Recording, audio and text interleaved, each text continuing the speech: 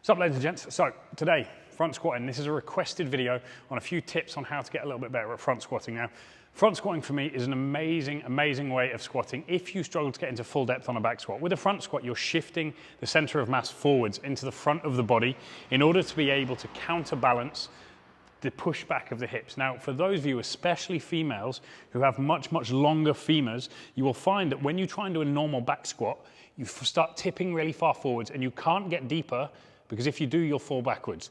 If this happens to you, sounds familiar, then front squatting will be something that you want to get good at. You can start off by doing goblet squats, just holding a dumbbell or a kettlebell in front of you here, and then eventually working up to some nice heavy front squats. But I'm going to show you a few tips and tricks on how to get better at that. Now, so we'll go through the real basics first. What we're going to do is prep for front squatting. One of the main barriers with front squatting that a lot of people really struggle with is simply mobility. Mobility of the forearms and wrists. This is going to be much more relevant to guys because we spend so much time gripping heavier weights, curls, things like that, and that's going to tighten up the flexors of the forearm. So the first thing I want you to do, you can do a few stretches to try and loosen things off. Easiest, simplest one that you can be doing every single day is quite simply holding the hand out in front like so and pulling the fingers back. What you should feel there is a nice big stretch down the front of the forearm, allowing this to open up. And when you're stretching, I would usually hold that for maybe around a minute at a time. And obviously doing it on both sides. You may find that one side's slightly tighter than the other. Okay, so in doing so, you're able to gradually open up your forearms. That's going to allow you to get into a better front squat position. Second stretch that you can be doing, do it on a seat, a bench, a wall, something like that. This is something I like to do before my front squatting. Push the tops of your hands, kind of the balls of your hands down into the bench, and then gradually swaying forward. So my fingers are facing me now, swaying backwards and forwards, swaying side to side, and loosening that up. What this is going to do is allow you to get into a better position underneath the bar. So those are a couple of really easy options to be doing every single day in order to keep your wrists healthy and moving around properly.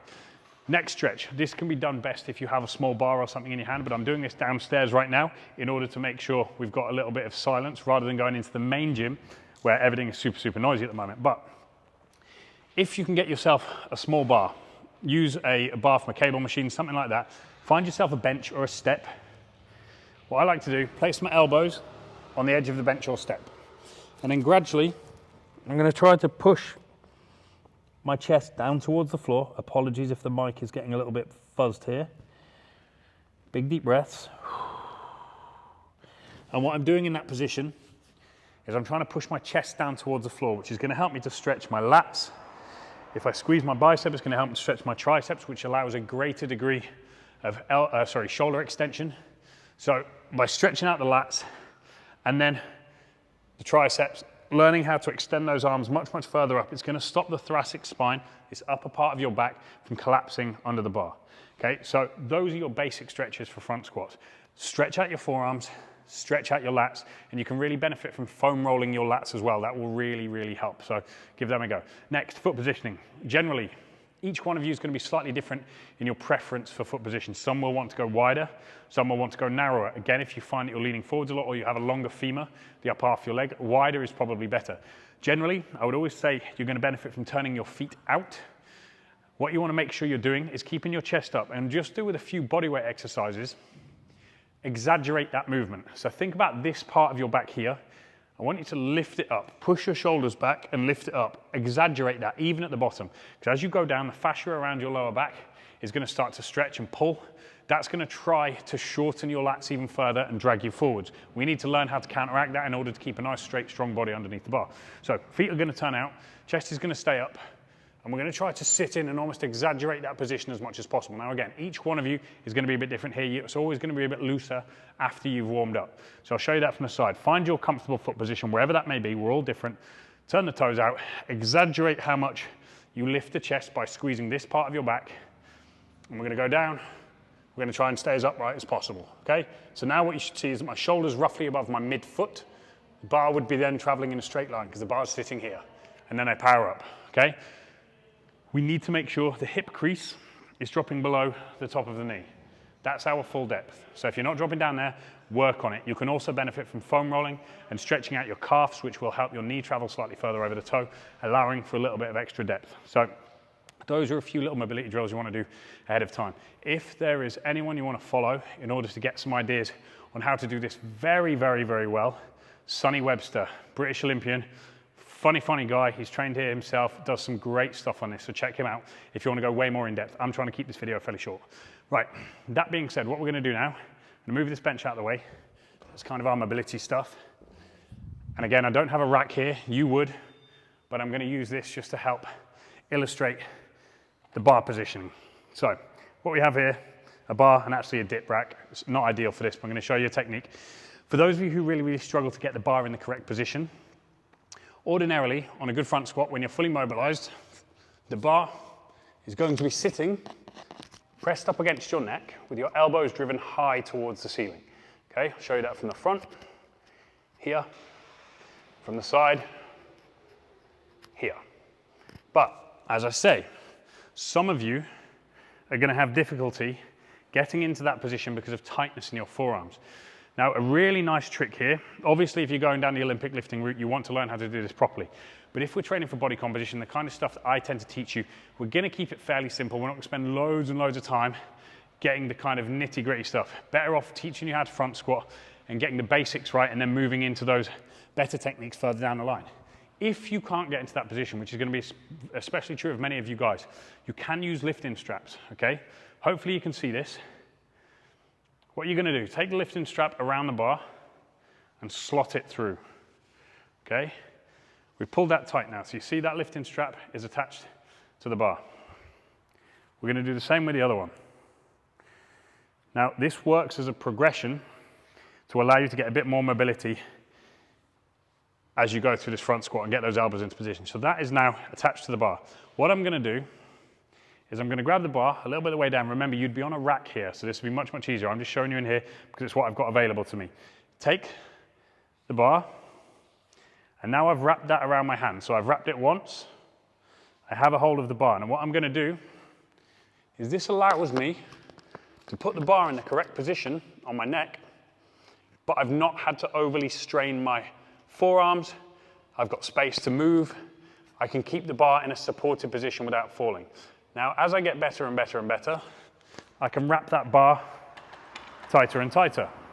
So I can start a little bit lower down, wrap in, gets very, very tight until eventually I can get my fingers around the bar and I can work into the right position. So this is a really easy cheat and safe cheat to get into a better position for your front squatting. So give this a go. Now, if we've got that, we've nailed that one, we have no problems. Your options then for your front squat, and you can do a full front squat as I said. I'm actually going to move this rack out the way now, rack, dipping bar, and I'll use the bar unobstructed. So now once we've got that position, we want to bring the bar up into our neck, and what we're actually trying to do, we're actually pressing it into our neck near enough. It's resting on the pads of our shoulders, right up against the bottom of the neck. If you rest it forwards like that, because maybe it seems a little bit more comfortable, what you're actually going to do is lose the bar as it starts to get heavier. You'll throw it forward, not what we want. So we're going to take the bar into position. We push the elbows up and inwards, and you can see what I was talking about, that thoracic spine again. My chest lifts, and I'm keeping that position. Then, once I've found my foot position, which I've already drilled, I squat down, keep the chest up, elbows high, and then straight back up. Show you from the side. It's not perfect. I'm quite tight today, but you get the idea. All the way down, chest is high, elbows are still high. We power up. What we don't want to see is you coming back up and going like this and dropping the elbows. Not what we want, okay?